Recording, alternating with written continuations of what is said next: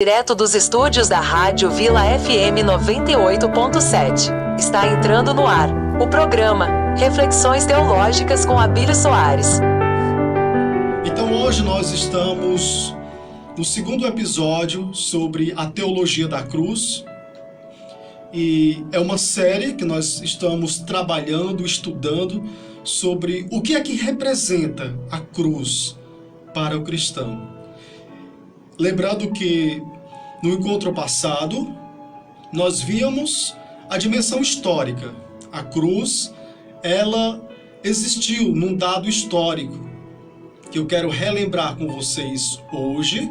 E hoje também nós vamos adentrar essa relação que a cruz, esse símbolo de tortura, tem a ver com o Cristo, com o ungido, com o escolhido, com Jesus. Então eu quero que nesse momento você vá tranquilizando-se, acalmando-se. Escolha aí um ambiente calmo que você possa meditar, refletir e vá escutando tudo isso para que você possa de fato compreender. Eu queria então relembrar para vocês, meus queridos, que hoje, relembrando o que nós estudamos no encontro passado, 4 dimensões fundamentais em relação à cruz. Primeiro, a cruz, de fato, era um instrumento e símbolo de tortura. Na história, isso era muito comum, principalmente no início. Então, ela provocava uma tortura física, porque se tratava mesmo de algo muito cruel, para que aquele condenado sentisse as dores. Também tinha uma dimensão psicológica de tortura. Então imagine só o que passava na cabeça, na mente daqueles que, uma vez condenado à cruz, iriam passar por todo aquele suplício. E depois nós tínhamos também a tortura moral.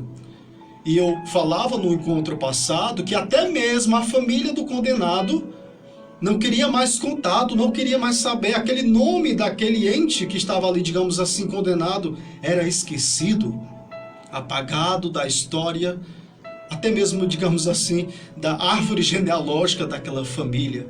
Então, era uma crueldade. A cruz enquanto origem, e aí nós trazemos a dimensão da história, quando nós olhamos para as civilizações na Mesopotâmia, que diversos povos habitaram naquela região, mas foram com os persas que eles começaram a pegar esse instrumento de tortura. E com o passar do tempo, nós temos essa dimensão de culturas que vão se apropriando umas das outras, e ela chegou no Ocidente. É tanto que os gregos, eles tiveram conhecimento, os cartaginenses também tiveram, mas foram com os romanos que eles aperfeiçoaram esse modo de tortura. Aí a outra pergunta, a cruz era direcionada para quem? Geralmente para 2 pessoas. Primeiro, escravos revoltosos, ou para aqueles de pior qualidade que você possa imaginar, que eram assassinos, ladrões, conspiradores revoltosos, ou então aqueles perturbadores da ordem pública. Para esses é que era aplicada a pena de morte e morte na cruz. Eu falava para vocês que por volta do ano 37 a.C., os romanos eles dominam toda aquela região da Palestina, e nós sabemos que a Palestina foi onde começa o ministério de Jesus. Então, é ali que a cruz ela já se torna presente. E eu queria trazer um dado novo para você que está me acompanhando. Jesus sempre foi pelos judeus esperado.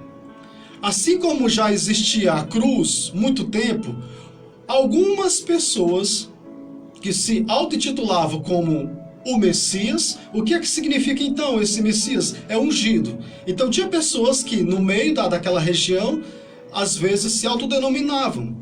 Ou as pessoas vendo aquela realização daquela pessoa, pensavam, não, esse aí deve ser o Messias. Então vamos supor que algumas pessoas já existiam enquanto esse nome de Jesus ou ungido.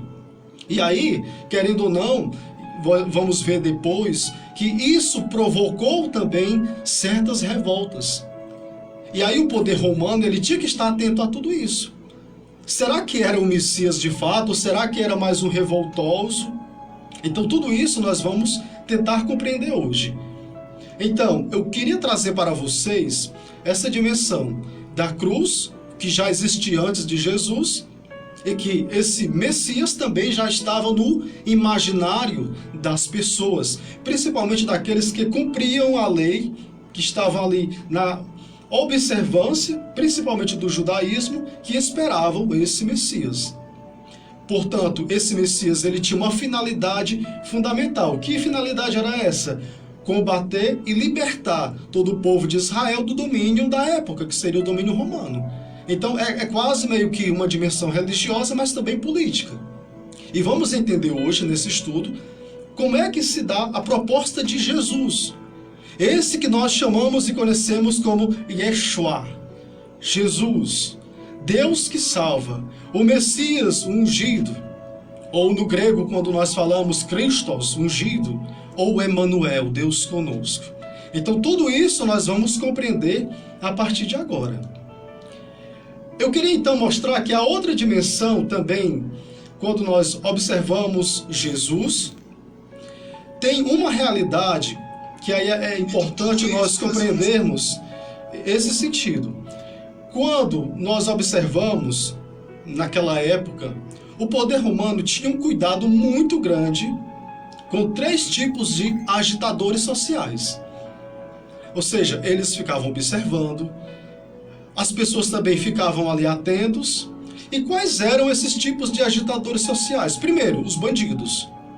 É tanto que, se vocês observaram, aqueles 2 que foram pregados com Cristo eram ladrões, eram considerados bandidos, que tinham feito muitas coisas ruins a ponto de serem condenados à cruz.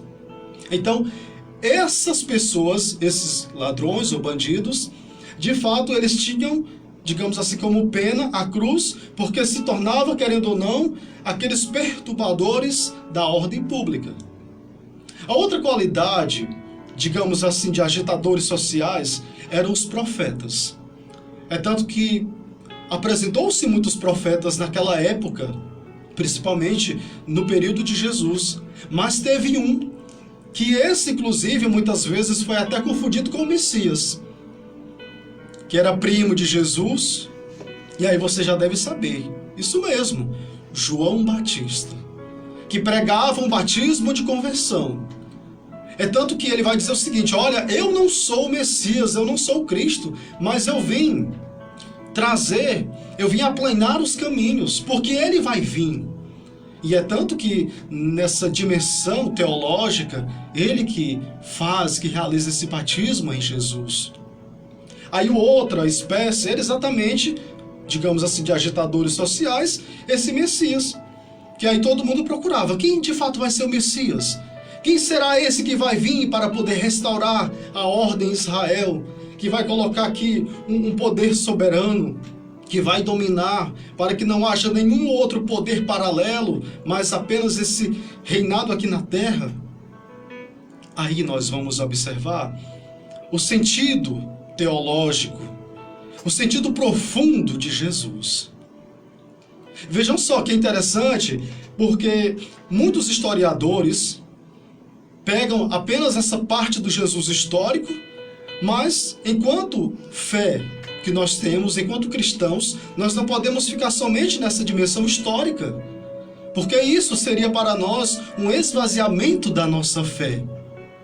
Aí nós vemos o gesto supremo de Deus na pessoa de Jesus. Um Deus que se humilha, que se rebaixa, esvaziou-se de si, um total esvaziamento, e realizou a nossa salvação. Eu lembro que em um dos escritos de Bento XVI, ele falava que é como que Jesus é aquele pastor que vai em busca da ovelha perdida, aquela ovelha desgarrada, e aí quando encontra, coloca nos ombros e leva seguro para o redil. E a proposta de Jesus foi essa: por meio dele, que ninguém se perdesse, mas encontrasse a salvação. Olha para mim agora, presta atenção, você que está aí quase dormindo. Acorda, filho, acorda, filha. Presta atenção nisso que eu vou falar para você. Você nunca pode dizer, por exemplo, que o fulano está perdido. E nós temos essa mania, aquele fulano é um caso perdido. Não, minha gente. Uma vez que nós tivemos essa tremenda realização da nossa salvação, de um Cristo que morreu por nós numa cruz, nós nunca mais podemos dizer isso. Porque todos nós somos capazes agora, pela graça de Deus em nossa vida, buscarmos o dom da santidade para nós. Ou seja, não há nenhum fulano nesse mundo que seja um caso perdido. Aí eu queria trazer agora a palavra de Deus, a Bíblia, para que nós possamos ter fundamentos mais sólidos. Eu quero que você pegue aí então na carta aos Filipenses.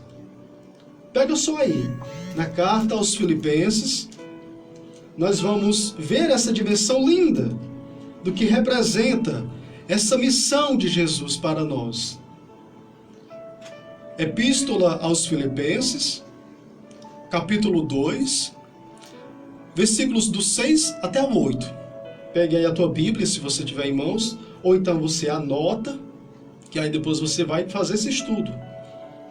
Então diz o autor sagrado: ele, estando na forma de Deus, não usou de seu direito de ser tratado como um Deus, mas se despojou, tomando a forma de escravo, tornando-se semelhante aos homens, e reconhecido em seu aspecto como um homem. Abaixou-se, tornando-se obediente até a morte, e morte numa cruz. Eu queria então que você observasse que quando o autor sagrado fala dessa realidade profunda e bonita, não é somente romantizando a ação de Jesus, mas é algo tremendo. É um Deus que veio ao mundo, mas não quis ser tratado como um Deus, que se despojou, que se fez escravo e mais ainda, obediente até a morte e morte de cruz. Aí, meus queridos, quando nós olhamos para os evangelhos, nós vamos ver aqui, vamos supor que Jesus que prediz. E esse predizer de Jesus, na verdade, se trata de uma profecia. E nos evangelhos sinóticos, vamos então aqui saber o que é que significa então evangelhos sinóticos. Essa palavra, ela vem do grego, sinopsis, que significa os evangelhos que têm um olhar unitário. Os teólogos vão chamar que seriam evangelhos que têm uma certa semelhança nas narrativas. E aí nós temos Mateus, Marcos e Lucas. Então, quando nós observamos nesses três momentos da profecia de Jesus, ele vai dizer o seguinte: no primeiro é o padecer. Ele diz o seguinte: é necessário que o Filho do Homem padeça. E esse padecer, meus queridos, é ser rejeitado pelos anciãos, pelos sacerdotes, pelos escribas, ou seja, a religião, os religiosos irão de fato negar Jesus. Até a segunda profecia, quando nós olhamos, já vem a dimensão do entregar-se. Em outras palavras, Jesus entrega-se nas mãos dos homens. Veja que coisa incrível de um Deus que se dá aos homens. É tanto que eu gosto de uma banda católica chamada Rosa de Saron, e lá ele tem, de uma das canções, se não me falha a memória, o tema é Carta ao Remetente, você pode até pesquisar, e uma das frases me chamou muito a atenção, porque diz o seguinte: mais que uma razão para viver, uma verdadeira causa pela qual morrer. Então Jesus, ele tem uma causa pela qual morrer. E vamos entender ao longo dos nossos estudos. Que causa é essa? Porque nós nunca podemos imaginar que a morte de Jesus na cruz foi um acidente. Não foi. Quem pensar isso, você que é cristão, católico, até mesmo os nossos irmãos evangélicos que estão agora nos acompanhando, tire isso da mente. Não foi um acidente. E nós vamos perceber o que de fato foi isso. Aí a terceira profecia de Jesus, ele vai dizer que os discípulos e ele irão cumprir a profecia. Vão para Jerusalém e lá ele será entregue aos gentios, aos pagãos. Irá ser escarnecido. O que é que significa isso? Ser zombado, injuriado, ou seja, ofendido, cuspido, açoitado. Irá morrer. Mas vejam só, de todas essas profecias, das três que eu citei aqui, sempre tem essa dinâmica. Eu vou sofrer a paixão, eu vou morrer, mas eu vou ressuscitar. Aqui está a diferença dos Messias que existiam naquele tempo para esse Messias, o verdadeiro, aquele escolhido por Deus, aquele que é o eleito de Deus. Aí quando nós olhamos para o Evangelho de João, que nós olhamos aquela profundidade desse Evangelho, Jesus ainda afirma, e aqui nós temos uma dimensão teológica muito bonita. Ele vai dizer, assim como Moisés levantou a serpente no deserto, assim o Filho do Homem seja levantado, para que todo aquele que nele crê tenha a vida eterna. Lembra do episódio de Moisés? O povo todo morrendo doente? Então a serpente, que é esse símbolo de morte por causa do veneno, ela foi erguida e tornou-se um símbolo da vida. E a cruz, que era um instrumento de morte, tornou-se, por meio de Jesus, um instrumento da salvação. O santo sacrifício na cruz. Vejam só que bonito tudo isso, meus queridos. Então, eu queria que você entendesse, a partir dessa questão e dessa dimensão, que nós já saímos da dimensão histórica e entramos na dimensão teológica, do sentido real, o porquê que Jesus entregou-se. Aí nós vamos perceber que a cruz de Jesus foi o momento culminante. E o documento que eu estou acompanhando com vocês, da Comissão Episcopal Pastoral para a Juventude, que fala dessa teologia da cruz, ele é muito sucinto, ele fala abertamente. Aí uma coisa linda, em João 13, versículo 1. Amou-nos até o fim. Jesus amou-nos até o fim. Veja que coisa linda, profunda. Aí, meus queridos, nós vamos ver que se trata de um sacrifício. Com duas palavras que eu queria hoje que você entendesse. Primeiro, nós temos o sacrifício cruento. O que é que significa isso? Foi o derramamento de todo o sangue de Jesus na cruz. E esse derramamento foi para lavar a podridão, a imundície do nosso pecado. E nós temos também o sacrifício incruento, ou seja, sem derramamento de sangue, que aí nós temos na Eucaristia. Veja que bonito isso. Então, a Eucaristia, na Santa Missa, nós temos duas dimensões profundas. É o sacramento que atualiza a ceia pascal, em que Jesus se dá no corpo e no sangue. E o sacrifício que atualiza a redenção de Cristo na cruz. Por isso, meus queridos, presta atenção nisso que eu vou falar. A missa, ela, na verdade, é a presentificação do sacrifício de Cristo no Calvário pela salvação da humanidade. Por isso que na missa não é lugar de você chegar e já ficar falando com todo mundo. Não é lugar do católico ser estilista, observando com que a pessoa está vestida ou deixou de vestir-se. Não. É um momento sublime. Por isso que, como é que você pode ver esse derramamento, essa entrega, esse santo sacrifício de Jesus? Vai se dar exatamente quando nós estamos na Santa Missa. Aí, eu queria deixar para vocês aqui uma expectativa para que vocês tomassem posse disso. Ora, sabemos que a cruz, ela representa um sinal de castigo, pena para malfeitores e condenados. Aí veja só, Cristo, ele não era escravo. Mas por que ele foi na cruz? Jesus não foi o perturbador da ordem pública. É tanto que ele diz, dai a César o que é de César e a Deus o que é de Deus. Quais foram então as causas que levaram Jesus à cruz? Aí eu queria saber, será que foram razões políticas? Será que foram razões religiosas? Será que foram razões jurídicas ou soteriológicas? Ou seja, em relação à salvação da humanidade? Aí no próximo episódio, eu quero que vocês estejam aqui, para que a gente acompanhe toda essa dimensão das causas que levaram Jesus à cruz.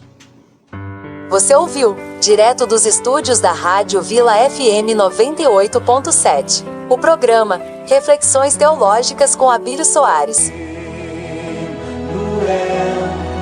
Emmanuel.